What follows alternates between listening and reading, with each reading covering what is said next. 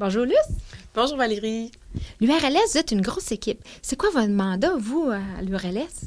À l'URLS, je suis conseillère en loisirs, puis je m'occupe du loisir pour les personnes handicapées. Donc, loisirs, sport, plein air, on offre du service conseil pour tout ce qui est loisirs adaptés, sport adapté, puis aussi le volet inclusif. Là. Il y a du adapté, mais il y a du inclusif aussi. Okay. Le programme d'assistance financière aux loisirs pour les personnes handicapées, pouvez-vous me donner des exemples à qui ça s'adresse?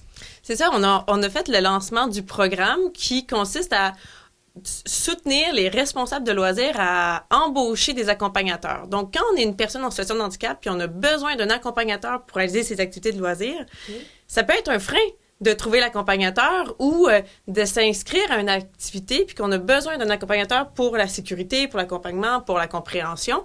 Donc, quand on veut s'inscrire à une activité de loisir, qui est du loisir municipal ou du loisir organisé communautaire, on peut penser aux cours de natation avec le gestionnaire de camp de jour, on peut penser au club sportif.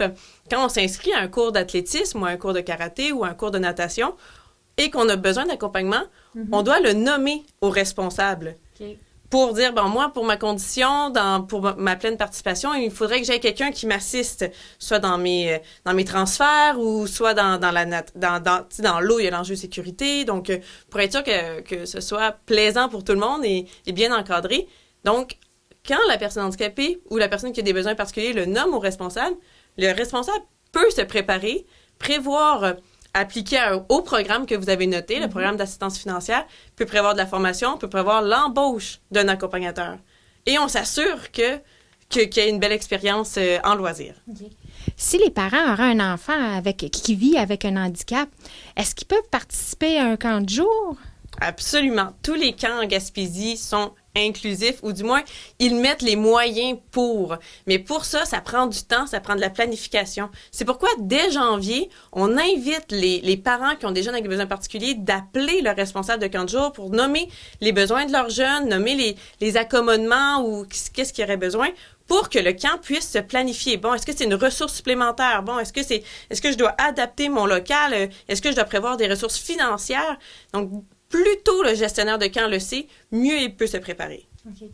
Bien, justement, les gestionnaires et les municipalités, ils ont jusqu'à quelle date pour faire des demandes?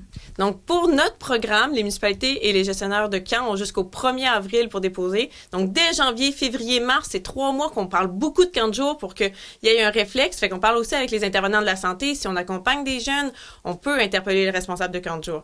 Mais après cette date, c'est encore possible d'appeler son gestionnaire, le responsable de camp. C'est pas la date limite de s'inscrire, mais après cette date, le temps presse plus. On tombe dans un sprint de préparation 40 jours. Donc là, les offres d'emploi sont peut-être déjà lancées. Donc, si on doit embaucher une personne supplémentaire, là, il peut y avoir des contraintes là, qui pourraient empêcher un jeune de participer au camp. Si on n'a pas la ressource embauchée, sa participation pourrait être compromise.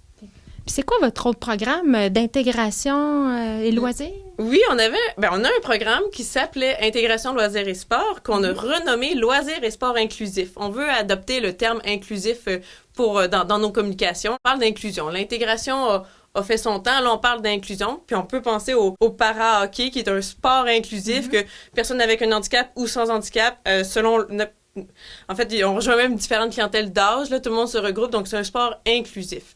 Donc, ce programme-là, Loisirs et sport inclusif, s'adresse encore aux municipalités, aux organismes de loisirs qui veulent développer une offre inclusive. Donc, ils reçoivent une demande. Ah, je dois acheter tel équipement pour que tout le monde puisse participer, ou je dois embaucher un accompagnateur. Mais la grande différence entre les deux programmes, c'est que Loisirs et sport inclusif, c'est un programme en entrée continue. Donc, à tout moment, un gestionnaire, un responsable peut compléter une demande. Et le programme d'assistance financière aux personnes handicapées, c'est une fois par année. Le 1er avril, c'est la date limite. Et ça s'adresse quand même un peu plus pour les 40 jours. Là. On connaît tous les bienfaits de faire des activités de loisirs et de sport. On se découvre, on a des intérêts, on a des passions, on se développe. C'est vraiment précieux et c'est un droit. Tout le monde a le droit d'avoir ses loisirs et ses sports. Donc, si vous avez des envies de découvrir de la peinture, de faire de l'athlétisme, il n'y a pas de limite. On met nos propres limites. Donc, s'il y a un défi d'accompagnateur, appelez le responsable. Il y a toujours des gens qui mettent l'épaule à la roue pour trouver les moyens pour que tout le monde puisse participer.